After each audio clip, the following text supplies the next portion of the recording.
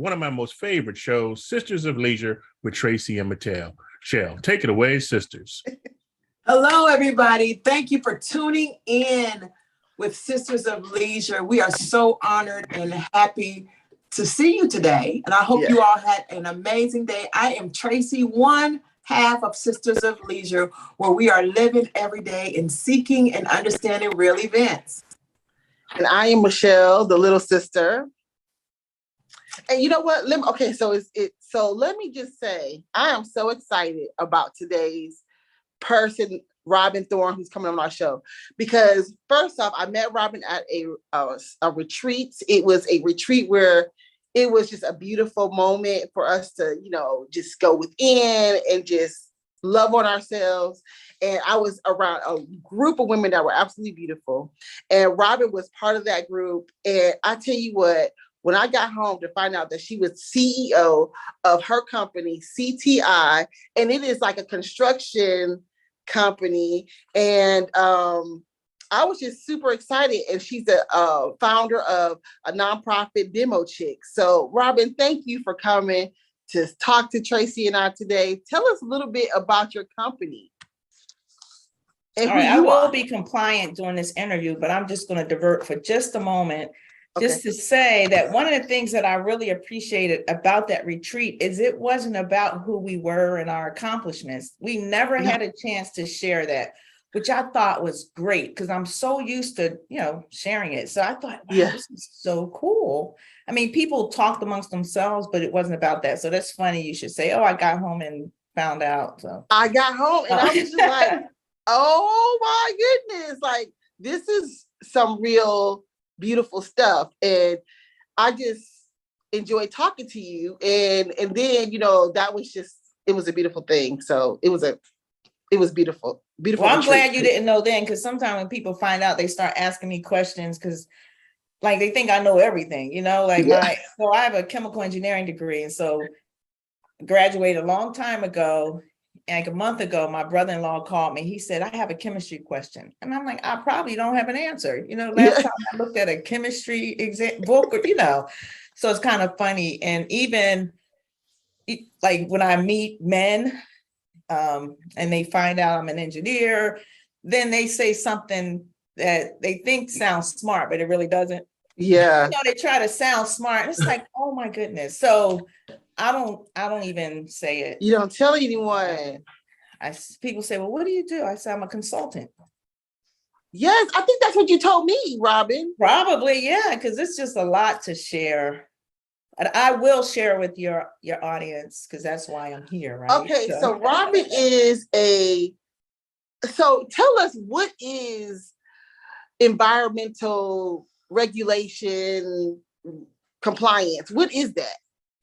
Okay, so what it is, I always say that we help keep the environment safe, not because we're saving whales or we're recycling, but you know how you hear about the chemical spills in the ocean? Yeah. Or chemical spills on land, stuff being contaminated. Well, that's not supposed to happen. And companies are supposed to have measures in place so that it doesn't happen, right? So if you have a certain hazardous material, it should be in a tank that can contain it. You should have a berm around that tank so that if you get a spill, it's not going to go to the environment, but it can be contained. So there's all these regulations that help hazardous materials stay on the property where they are, right? And so companies make widgets, they don't know all these regulations. So that's where we come in. We're the experts. We can tell them what they need to do to follow environmental regulations. I love that. That makes sense, right? That's like oversimplified, but it makes sense. That makes a whole lot of sense. So yeah, because of, chemicals are transported all throughout the United States, everywhere, and you help the businesses keep the government off their butt, pretty much. Right. And I'm glad you said that, because say we don't do a lot of this, but one company I worked for, we used to receive chemicals in trucks and in rail cars. So the DOT has regulations on how those are being transported. Yeah. Right. So it's a lot of regulations there in the book. So if you say, well, how are we supposed to transport this material? I can look in the regulation book and find a regulation related pertaining to that material and the type of vessel it's in and provide you with that information. And the same with another hazardous material we deal with is lead and asbestos. Right, lead-based paint and asbestos. People say, "Oh, I have popcorn ceiling." Well, it's fine as long as it's in the ceiling, but when you start digging into it, and now it's airborne, and that's how it can get in your system, that's when it becomes an issue. So, anytime there's a renovation of a commercial building, including churches, there should be lead and asbestos testing, lead-based paint and asbestos testing. And if you find those materials, they have to be removed before construction can begin. Okay. You know what?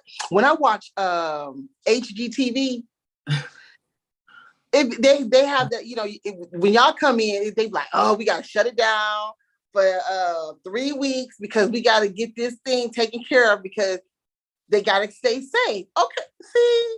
Exactly. And it's funny because people will, once you notify the environmental professional, we can't say, oh, don't worry about it, right?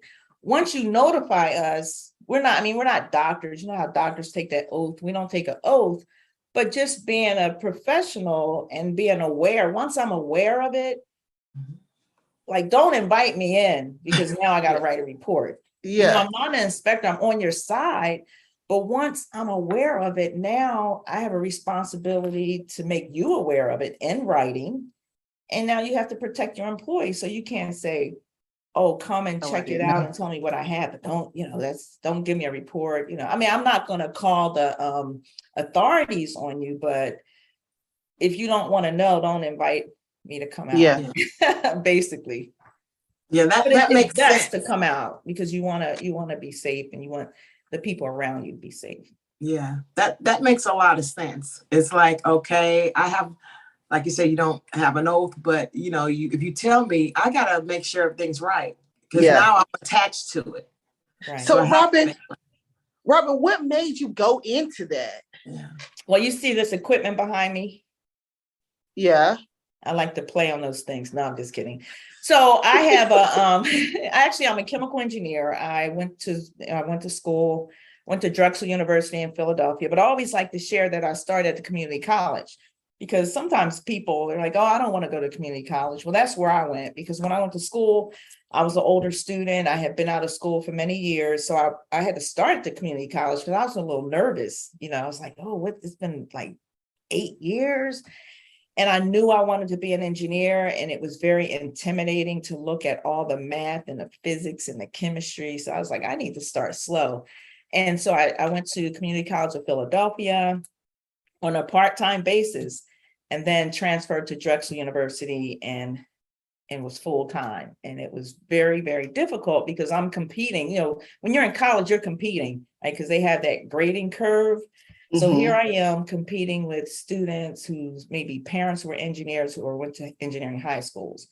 But it was one of those things where I was determined to succeed, right? Although it was very intimidating, I said, I'd rather try it and fail than 20 years later saying, oh, I wish I tried it, or I wish I tried to become an engineer. And so as being an engineer, of course, I worked in the field. I worked in production as I want to say a foam engineer, polyurethane foam.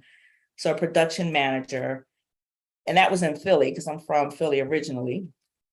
And then after a couple of years of working there, I transferred to California and I continued to work in manufacturing. And then I had the opportunity to move into the regulatory compliance division. And I always say that magical things happen when you say yes, right? You're given an opportunity and you're like, okay, I'll do it. Yes. And so that was, back in 2001. That's where it began for me. But it was my interest in math and science. And I was really good at math. I liked math a lot. And that's what led me into engineering. Now, I looked at your nonprofit website. And I watched this young lady, Serene. She is so enthusiastic. And I'm just like, why did you start your nonprofit, Demo Chicks? And, how do you like, let me see, I have a question here. And what is the levels of the program? That is a loaded question. So now I can really reference the stuff behind me. So I started Demo Chicks. I had a project. My first government project was the demolition of a federal prison in California. And there were about 122 structures. We had single story, 2-story, we had tanks that we took down. And when I looked at that project, I was like, wow, this is a whole curriculum, because they had a lot of lead and asbestos. The report was 20 years old, so we had to redo the report. And then once you get rid of the asbestos, now you can knock down the building. And when you knock down the building, you think, what do you think you do with the trash? When you knock a building down, what do you think? This is interactive. No, I know it's interactive. Okay. Just show, right? But what do you think you do with the trash once you crush a building? That's a good question. I'll take it to Put it the in a plastic bag. take You it put it to in the a dump. plastic bag, and then what? Take it to the dump. Okay, so right. I mean, I'm not saying that I operate the equipment. I'm learning too, right? Because my superintendent is awesome. So you segregate the waste, right? Because some of it you can recycle.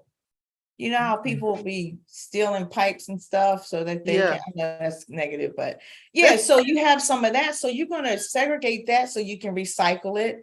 And on these projects, there's waste minimization goals. So we might have to reuse 60% of the materials.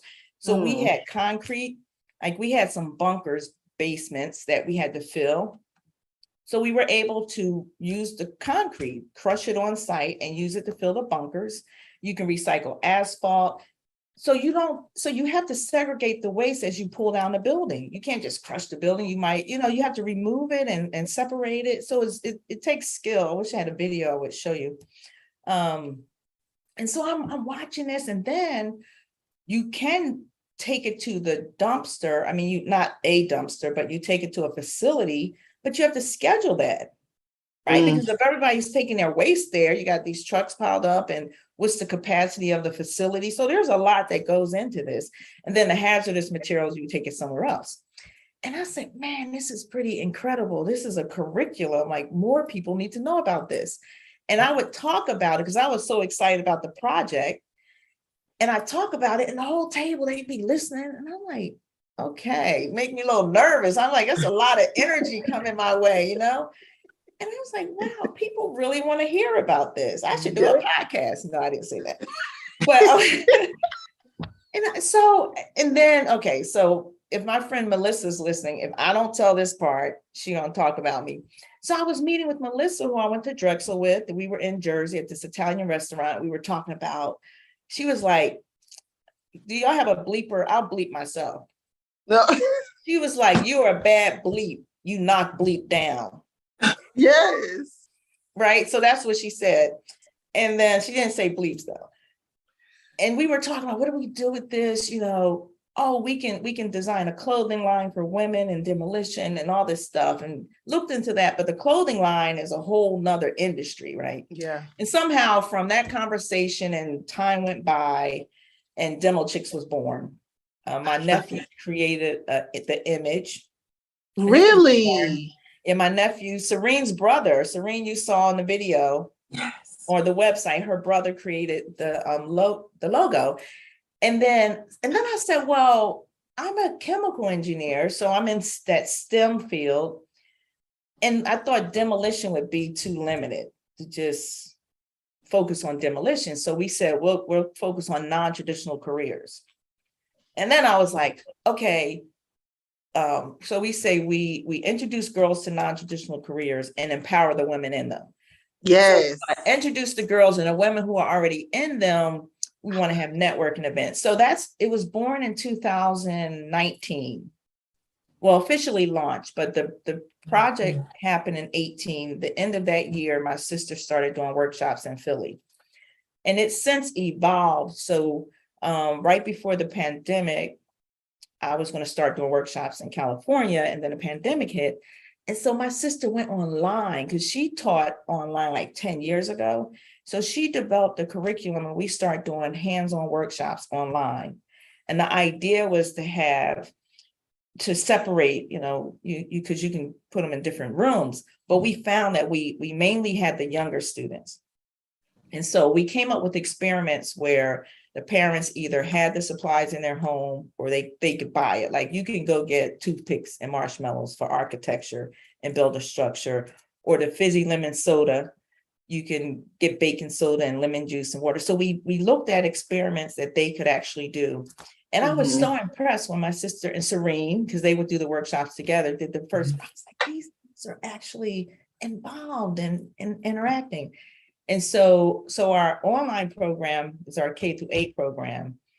And then for college students, we've started providing scholarships and mentoring, right? We wanted to do the mentoring component for the high school, but then you have to go through a lot if they're under 18. And I'm running my company. Demo Chicks is really a passion and a couple of volunteers, but I'm happy to say that we are getting ready to hire someone. I have someone working part-time, but anyway, so that's what we do. So we have the K-8 online.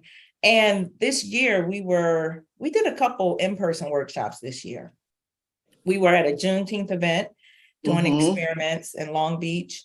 We were at the Jazz Festival last month in the 9th District doing online workshop. Not online, in-person workshops. And it's pretty exciting. We have a workshop going now with the Long Beach Center for Economic Inclusion. So we have a 4-week workshop, one's online, one's going to be in person. And the students that complete all 5 will get a stipend. I love that. So are you exclusive? So it's strictly for the Long Beach, California area, or are you? Well, no, we started in Philly, but because of the pandemic and it being online, we've had people register as far as Nigeria. We've had people in Puerto Rico. You still got Pennsylvania, Georgia, Florida. Because what I'm being told, if you look at some of the images, because it's really like in our executive summary, we don't call out Black. We just say girls, introducing girls. But if you look at our imagery, we are going to attract our girls. Yes. And in California, it's very diverse. But I've had people like my friend who's in Jacksonville. She's like, oh my God, there's so many Black girls here who don't know anyone like you, right? They need to know you. And I'm like, okay, well, we'll come, excuse me, to California. We'll come to Florida. And then I had another friend in Ohio. I'm like, okay, make it happen. So we'll go wherever the opportunity is because it's important to get the message out. Oh, I love that. And it is so important for, I have the word on the tip of my tongue, but just for young ladies to see other young ladies that look like them in these fields. Right. Yeah, because it's so important because it's like the limits are being removed. It's not, we're not limited. We're not in the box. You know what I'm saying? It's limitless. And one thing I forgot to mention about that prison project, we had our general laborers. So those are the folks who were just out there kind of observing, maybe doing traffic control. They were making $40 an hour. And that got my attention too, because I was like, wait a minute, not everybody's going to get a 4-year degree, right? But there's still opportunities in construction and construction trade. And we're talking with Long Beach City College, because I believe in representation. And as an organization, we believe in see it, be it. So we want to make sure that we're present and we're being seen. So when there is an opportunity to have a booth at the college, we'll go. Because there's a lot out there and people have options. People have options. I said you're a triple threat: architecture, construction, and engineering. I was like, wow, you have it all. That is, you're good. Funny. Yeah. Oh, and she's funny too. Tracey's funny. No, and you're funny. Oh, Yeah. okay. Yeah. I know, so my friend that I was at the Italian restaurant with, So she's like, we're not like all the engineers, we're not what people expect us to be and all this stuff. I'm like, okay. Yeah. So we have personalities. Exactly. Some personality, some pizzazz in there. I just love it. So what, I know that things aren't always going to be easy, but you have broken barriers and have really, I know there's like a lot of pressure, a lot of things that could be going on, especially as a beginning business owner in this field or whatever. What keeps you going? What keeps you motivated to keep breaking those barriers? Well, I say I like to live indoors and eat good. So I gotta, no, I think it's, I look at it because that's a question I get just as an entrepreneur, because I've had my business for 13 years. And so the CTI business, because people don't even think, they think that Demo Chicks is actually knocking the buildings down. It's like, no, CTI knocks them down, but but it's great for marketing because I stop explaining it when they say, do your Demo Chicks do? And I'm like, yes, because I know it's going to be CTI, but early on, I think I fell in love, but freedom over security.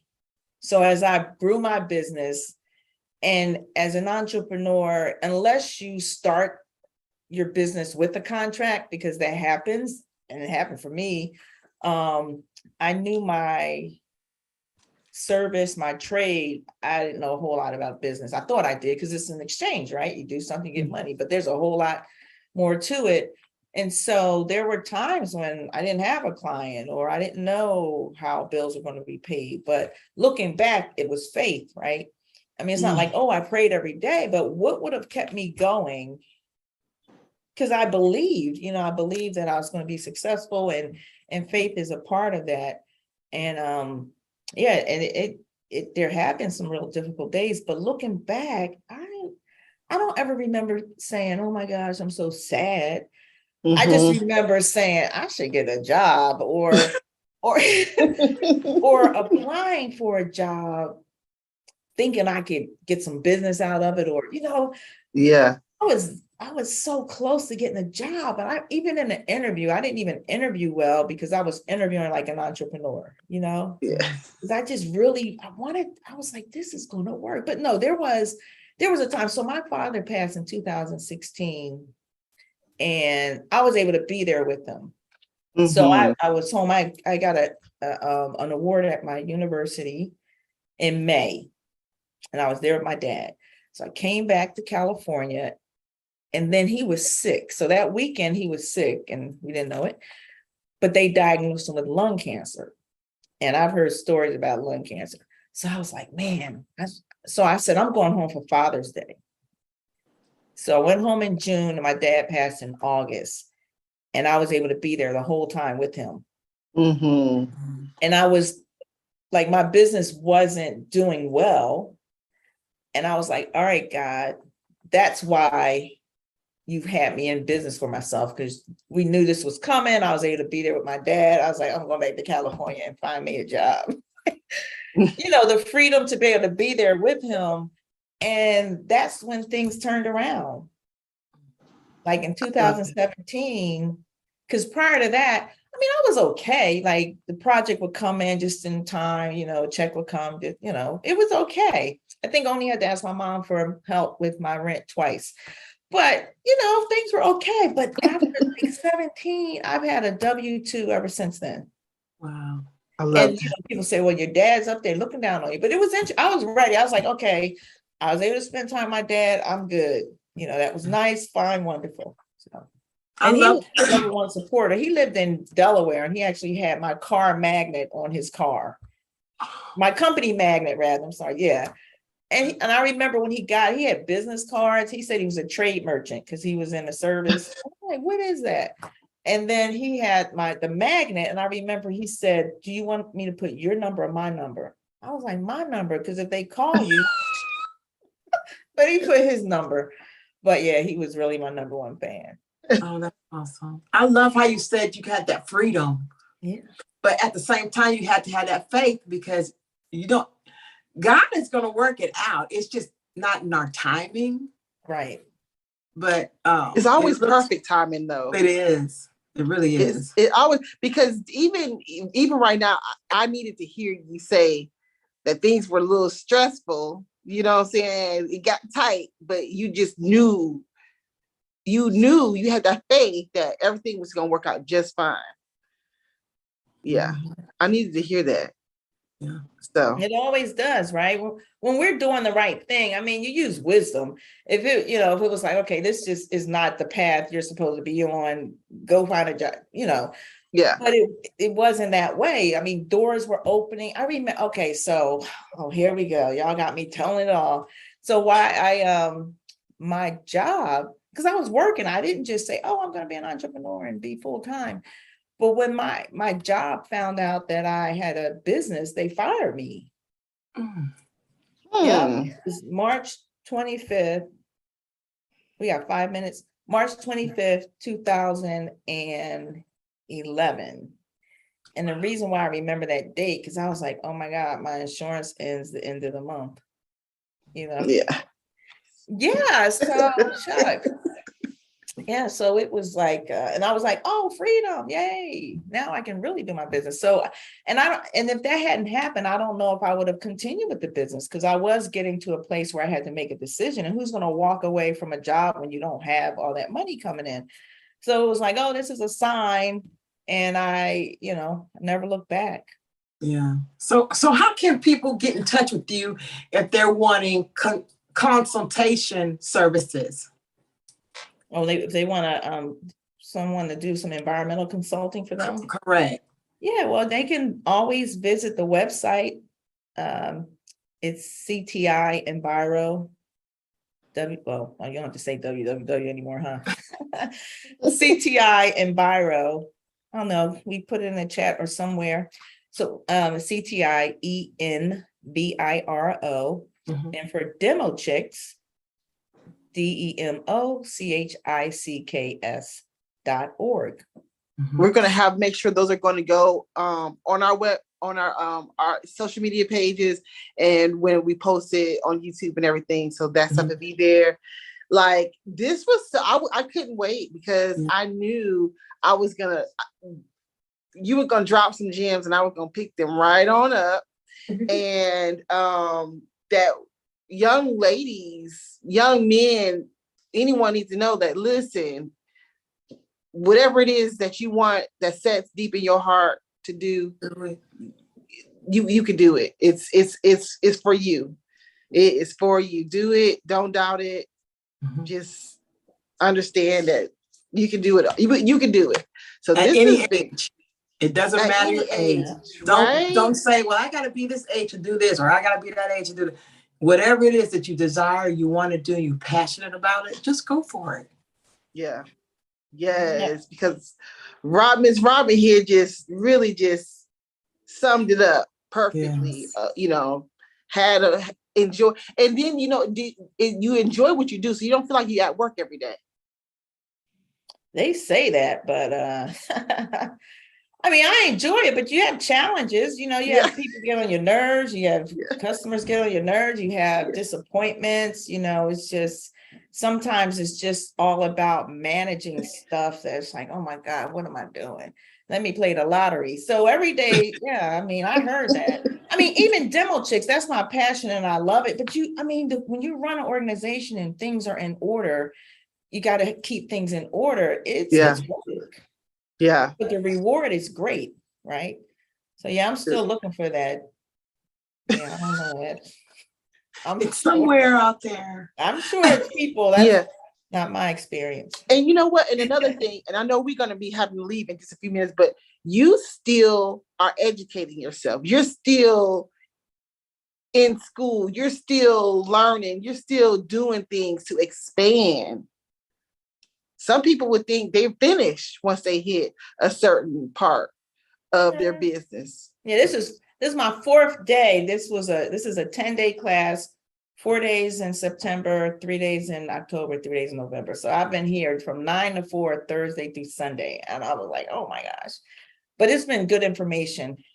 But yeah, you got to keep learning. And the other nugget, it's important too, is to seek wise counsel. So I have lots of mentors, because mentors don't always have to be formal, but just people you can go to who can advise you, who've been there. And some people are just wise, and that's really important to have someone to ask questions of. Well, Robin, we just thank you so much for being on Sisters of Leisure. We appreciate you dropping those gems. We appreciate you servicing with your CTI company and your demo chicks. We just thank you so much for just gracing our presence. Yeah, thank you. Thank you for having me. Thank you for thinking enough of me to invite me. I really appreciate this. Absolutely. And y'all, I guess 2 more weeks. 2 more weeks. We'll see y'all. Yeah. Thank y'all.